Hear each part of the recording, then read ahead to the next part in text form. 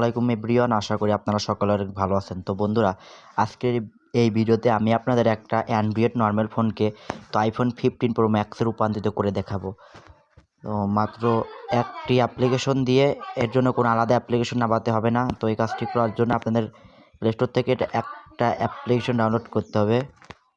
তো play store থেকে এই অ্যাপ্লিকেশনটা হচ্ছে, আমি যেভাবে দেখাই, এই অ্যাপ্লিকেশনটার নাম হচ্ছে তো আইফোন লঞ্চার। তো আইফোন লঞ্চার 15 OS 70 যেটা আছে 1 নম্বরে, এটা আপনারা ইনস্টল করবেন। তো আমি ইনস্টল হয়ে যাওয়ার পরে, ডাউনলোড হওয়ার পরে আবার আসতেছি, তারপরে আপনাদের ফুল সেট আপ করে দেখাবো লাইভ প্রুফ।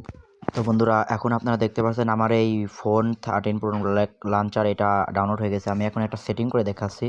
তো এখন ওপেন অপশনে ক্লিক করার পরে যেভাবে এইটা আপনারা এই টিক মার্কে ক্লিক করবেন এবং গেট স্টার্টে ক্লিক করবেন, এটা ওয়ালপেপার সেট হবে। একবার লাইভ প্রুফ দেখাবো। তারপরে এগুলো আপনারা এগ্রি দিয়ে দেবেন। তারপরে আবার হোয়াইল ইউজ 1 নাম্বার করে দেবেন, সব পারমিশন অ্যালাউ দেবেন। তো অ্যালাউ সব অ্যালাউ দেবেন। তারপরে এখন দেখবেন একটা অ্যাড আসবে। তারপরে এখানে দেখতে পাচ্ছেন অ্যারো বাটনে কন্টিনিউ টু অ্যাপ, এইখানে ক্লিক করার পরে এখন আপনারা এগ্রিতে দেওয়ার পর সাথে সাথে আপনাদের যেই আর 2টা পারমিশন দেওয়া লাগবে।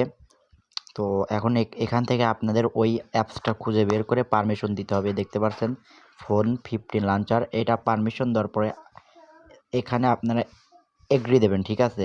আপনাদের নোটিফিকেশন সেন্টার যে ফিচারটা আছে, এখান থেকে এই ফিচারটা প্রয়োগ করবেন। তো এগ্রিতে দেওয়ার পরে আবার এখান থেকে পারমিশন দিবেন। তো পারমিশন দেওয়ার পরে অ্যালাউ দেওয়ার পরে